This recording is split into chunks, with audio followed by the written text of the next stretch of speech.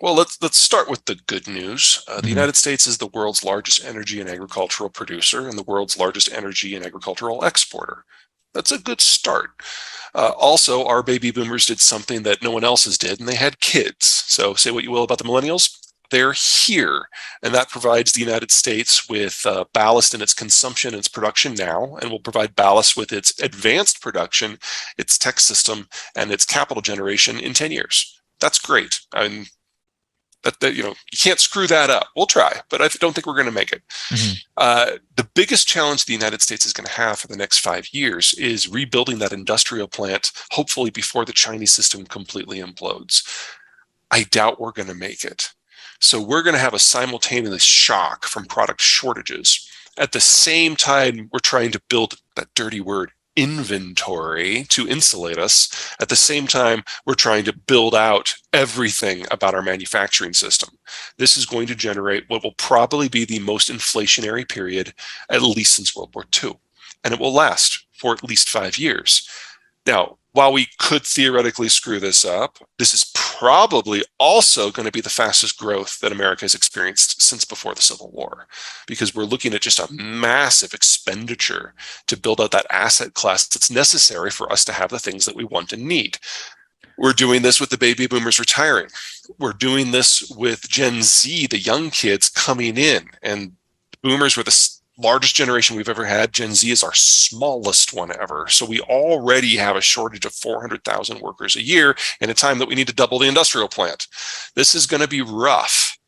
But on the backside of this, we'll have a more stable supply chain system that is largely within North America and is subject to North America things. That's not going to trigger a global trend.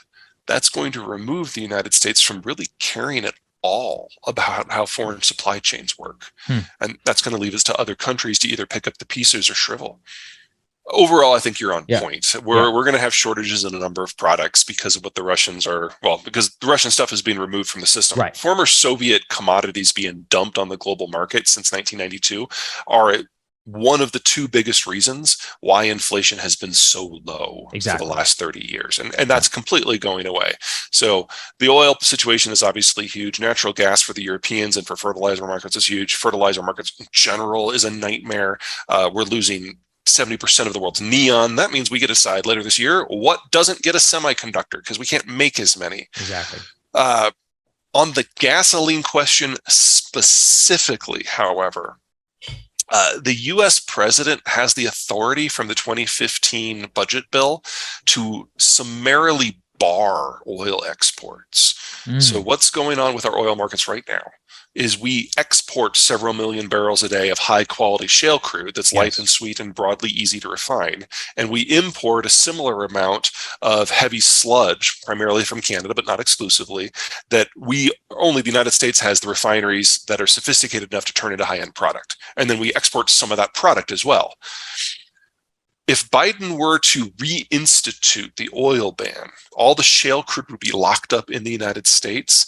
You'd have catastrophic energy prices globally, but you'd have rock bottom energy prices within the United States. Right. And we would have to go through a blitz of refining capacity expansion because while Biden can bar exports of crude, he can't bar exports of any other energy product, including gasoline and diesel. Hmm. So I can see an environment where the refiners bitch and moan and scream for a couple of years until they've built out like 4 or 5 million barrels a day of new capacity. And then all of a sudden they're like the fattest cats in the land because they have imported crude, they have local crude, they have different blends that can turn into different products. And every single one of them is exportable to an energy market globally that is sky high. That is how you make $1 billion these years. We have every Hmm. refinery by definition has a lot of standoff space because when you work with petrochemicals, you don't want to be Right. close to a housing unit. Right. So we have seen, especially in Texas, significant build outs, and I can see new fractionating and distillation units being built at every single facility that can tap the shale market. That is largely Texas. Yeah. And let me add something to your investment target, a fertilizer plant. Yeah. Let's start with cell phones.